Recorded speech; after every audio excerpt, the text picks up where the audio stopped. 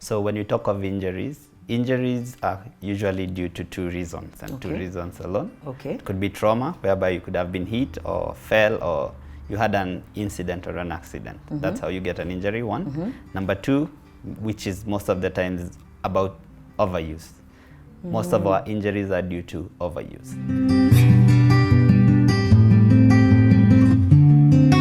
Hey everybody, my name is Angie Murenga. You're watching Just Angie. It's Lifestyle Thursday, and today is the second part of an amazing conversation that we're having around fitness. That's why I'm dressed like this with Joseph. So we left off because one day, I don't know why I asked you, and then you said that this is a calling. And then you said that it took you 7 years to prepare to then engage and know this is my calling and this is what I want to do. Yes. One of the things that I've said about you, this is the good. So we're doing good, bad, and ugly. Good is that you have a healing essence in your hands. There's definitely a way that you're able to heal. Because I remember when I had knee injuries, I thought I had knee injuries, but I don't know where they went. They disappeared.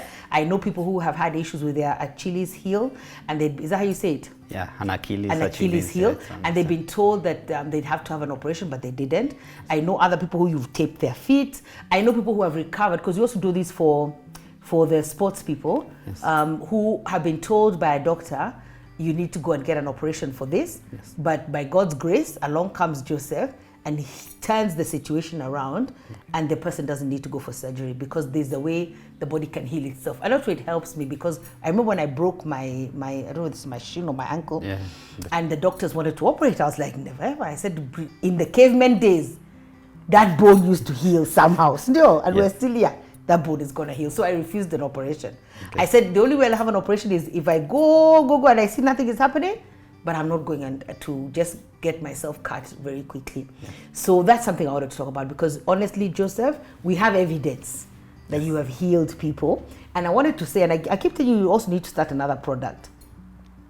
Because I have diabetes, you see now I have to reveal my secrets here to the world. Yes. There's a way that your feet become. But there's something that the way that you do it, because I realize it's not only just the exercise, it's also the stretching and that painful stuff that you call it. Today you better give it its right name. But I don't know, I scream, but after that there's relief. Yes. So maybe that's what I want you to talk about today. Okay. Basically when you talk of the body physiology, this is how the body functions and the components as well. So when you talk of injuries are usually due to two reasons, and two reasons alone. Okay. It could be trauma, whereby you could have been hit or fell, or you had an incident or an accident. That's how you get an injury, one. Number two, which is most of the times about overuse. Most of our injuries are due to overuse. So overuse in the sense that how the body is built is can only take a certain amount of stress. For example, when you look at athletes, you have to do a particular movement over a long period of time, and the repetition is sometimes causing the stress, the trauma, to the particular part of the body. So these are the two main causes of injuries. So once you understand that, you're able to now dictate what approaches to take or where to start in terms of an injury.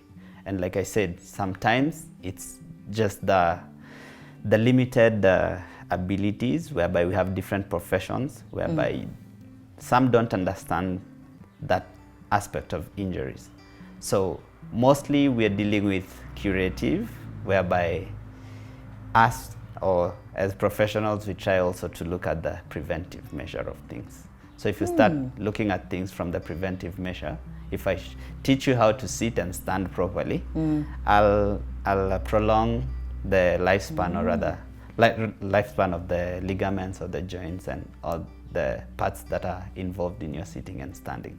That's where you start. So that what brings healing. Yes. So you should start from that before we get to the curative. To like surgery. Yes, that's the curative. So try first to try to get something done. Yes. Then you always tell me like there's one side, I don't know which one. I think it's this one. Or there's overuse and underuse, and I'll do some exercise. You tell me overuse and underuse. Yes. Because I think when I had the injury on my left leg, I then began to rely on my right leg. And then Althea would tell me that I even limp when I don't need to limp. Imagine, she's not a doctor, but anyway, she'd tell me that. So it's like automatic. Yes, it's because automated. I want to, this leg I know has got an issue, so I lean on this one too much. Yes. But I think what has happened is, as we have worked out, that then I've begun to use both. And then even when I used to get up, I remember when I used to get up from the floor, I used to use only one side. Yes. And that was when you tell me now use the other side, because you're so used to, it's automatic the side that I'll get up to, try to do it with the other side. Or even if we're doing a step exercise, you'll tell me, instead of using that starting, you always start with the same leg, start with the opposite. For sure. So when we talk of that, it's what we call compensation. Okay. Compensation is subconscious. The body is wired to be able to deal with some of the differences, whether it's consciously or sometimes something like happening in the back of the head. The same way you'd be breathing, subconsciously wired your brain to keep the breathing process going. Yes, so the same way. I try to tell people to have a balance, because once you have a balance, it means you can move efficiently.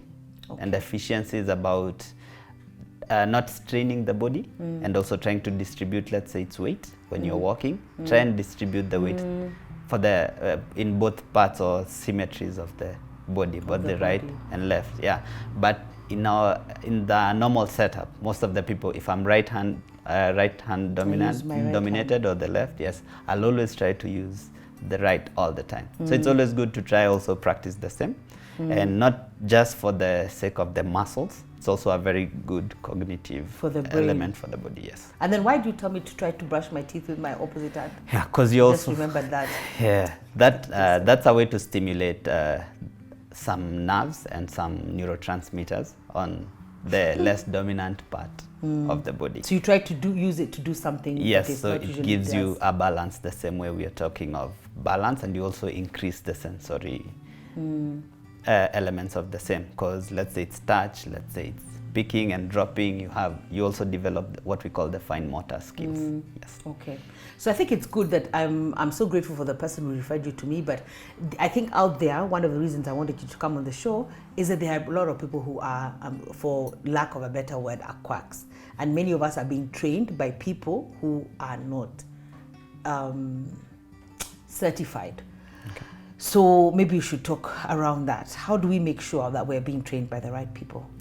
Okay, one, I said it's a calling, and some of the differences we have in any work setup is we have people who are there because they're called or they love what they do, and we have people who are there trying to meet their day-to-day requirements, yes, or rather survival, let me put it like that. But at the end of the day, you can start from a humble beginning for whatever reasons. Maybe you didn't know or didn't have the resources, but it's always good to also invest in yourself so that you get to... As a trainer. Yes, you get to meet whatever the market demand is, and you also have an element of, let me call it, conscience. Your conscience is clear at the end of the day in whatever you do. Yes, and I think knowledge, I think it's important, because that's why I trust you, despite I argue, I say I'm not going to do that, or then you tell me to do something, then I say I can't, there's no way I can do that, but now I do it. Yes. So I think that's also something else, but I think having knowledge is good,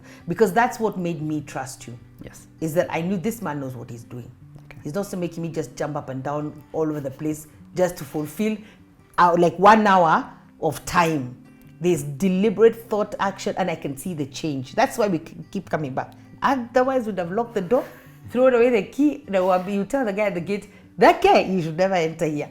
But it's despite when you're leaving, I'm protesting, and I'm like, honestly, that man cannot come here again. But now after a few days or the next day, you're feeling really good. You're up, you're running, you're alert. You can see the effects on your body when you wear your clothes and all that. So, I mean, even just movement is just amazing. I think I told you there's a day I wanted to, I don't like to puff you up, because when I give you comments, it gives you the permission to now come and kill me some more the next time. So I'm like, I'm not saying anything. But I remember I was at the airport when we were still traveling. And I'm telling you, the way I went up and down the stairs, things I used to hate, I was like, this man has done something. So I didn't want to say, I didn't send you the message. No, I didn't send it, We don't want you to grow a big head, but you are doing well. So I couldn't believe the movement, the up and down. And another one I think I never told you, also you today you'll know things about me that I've not told you, was every time I travel, and especially a long flight, like to the US, I'll always, I don't know why I got that idea, but I'll always do a swim. So I'll do a lot of swimming, I think, for the circulation. and I'll have a massage before I'm on a very long flight, because it will just make the flight easier. Of course, wake up and walk around in the flight, but it will just make it. When I get to the other side, I'll be okay and able to function. And then usually, if I'm on that side, I must find a pool and I must get a massage, then to come to the long flight coming back. But for the first time, hey Joseph, for the first time I went, and there's a state I got to, and I couldn't find a pool, and I couldn't find a pool. The access, it's a very expensive, it's a very, what's the word? Posh. Yeah, very bougie place. And so it was just next to, the prices for finding a pool and all that were crazy. But I came back and I was fine. And even my away trip, because usually I do like 6 weeks, I was fine, which is not usually the case, because I'm usually happy that 6 weeks, first of all, no exercise. The only exercise I can do is swim. And that is it, basic, do the basic minimum. But my body was fine. And it doesn't usually happen. I mean, I have to really be awake and alive and ready to get it back in shape. But for 6 weeks, I didn't work out. I walked a lot, that's it. And I didn't get to swim and make my long trip back. But when I made my long trip back, I was still okay. And that's when I knew that really you know what you're doing. So first of all, I'll just, one of the reasons is you've been consistent. Yes. Let's start there. And everything, little thing you do in an effort to improve the body, it works and the body adapts. So you don't just lose your fitness overnight. Okay. So one of the reasons is you've been consistent, you've been pushing, and the body has been adapting well. That's why, for instance, you can go and be away for such a duration and still be okay. And that still you came back and went on with your training. So it's about improving your body every day. The body adapts, yes, the body keeps growing, and it will always complement every effort you're trying to put or throw towards it. But that's why I'm still here. Yeah. And we'll be here for some time. There's some t-shirts I need to print, but that's a story for another day. I hope you've enjoyed our conversation, and we're looking forward to seeing you next week. God bless. Bye-bye.